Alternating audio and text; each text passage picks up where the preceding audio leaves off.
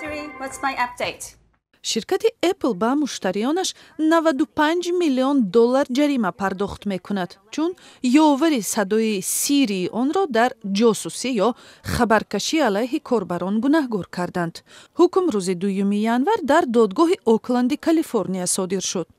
корбарони iPhone гуфтанд, баъди тасодуфан ба кор бурдани Siri ҳама суҳбатҳои онҳо сабт шудааст, чун танҳо баланд гуфтани ибораи «Hey Siri» кофӣ аст, ки барнома фаъол шавад.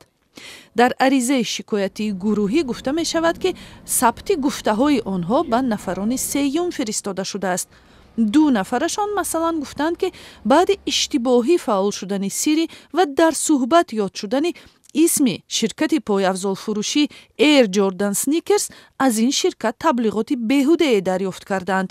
дигаре навиштааст, ки баъди суҳбат бо духтур ба телефонаш дар бораи амалиёти ҷарроҳӣ пешниҳодҳои таблиғотӣ гирифтааст. Apple бояд ба ҳар як шикояткунандааш, ки дорои iPhone, Apple Watch ва дигар дастгоҳҳои садоӣ мебошад, $20 ҷарима пардохт кунад. худи ширкат гуфтааст, кори баде накардааст ва аз шарҳи қазия ҳам худдорӣ намуд. $95 миллион баробар бо даромади 9 соатаи ширкати Apple будааст ва соли 2024 даромади холиси он $94 миллиард ташкил дод.